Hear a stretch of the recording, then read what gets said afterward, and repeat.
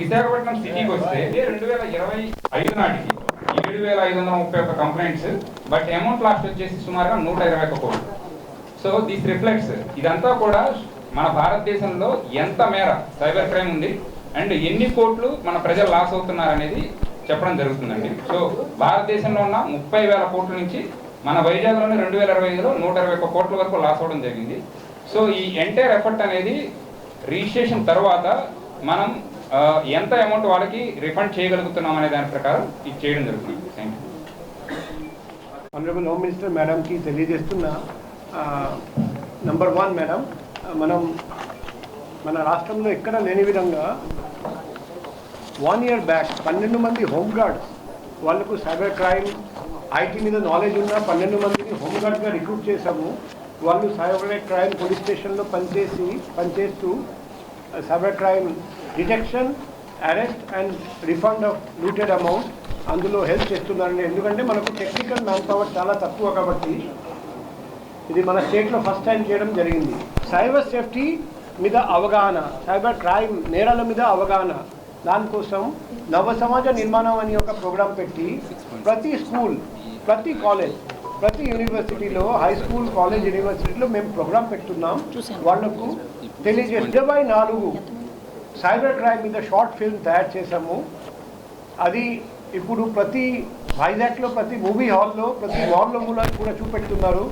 అదే మాదిరిగా మేము సోషల్ మీడియా ద్వారా కూడా వైరల్ చేశాము. మా ఉద్దేశం వైజాగ్ నగరంలో ఒక్క సైబర్ నేరం కూడా జరగకూడదు. ఒక అచీవ్మెంట్ ఇది. ఎందుకంటే ఈరోజు ప్రత్యేకంగా ఈ నేరాలు సంబంధించి మనం చూస్తే ఒక కోవిడ్ తర్వాత నుంచి కూడా, అంటే సైబర్ నేరాలు ఉన్నాయి కానీ కోవిడ్ తర్వాత నుంచి చాలా విపరీతంగా సైబర్ నేరాలు పెరిగిపోయినాయి.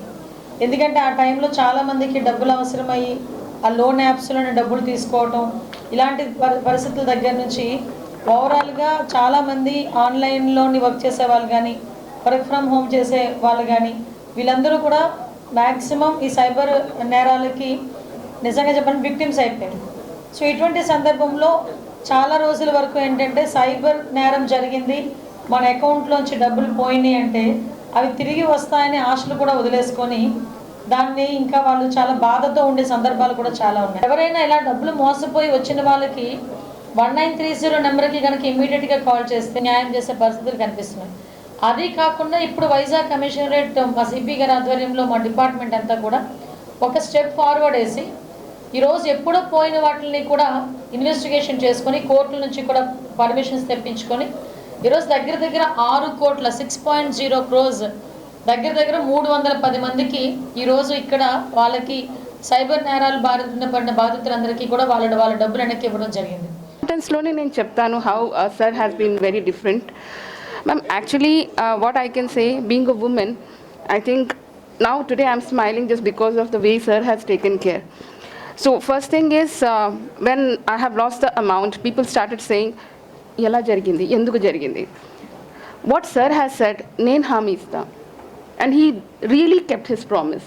I think never ever seen in anywhere in India that a commissioner going ahead and giving a promise, and he has kept that promise.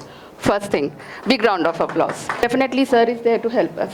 I think this is the best way that a woman is well secured in Vizag. Third thing, and this also I haven't ever seen anywhere, that we can connect to sir directly through the phone call. I think anywhere, anytime. These 3 things, ma'am, I wanted to say that because of all these things, I am really proud and I can say that we are secure in Vizag. And thank you so much for all the smiles. Thank you, sir. Last year మేము ఒక car ట్రాన్సాక్షన్లో OLXలో cyber క్రైమ్లో మోసపోయామండి.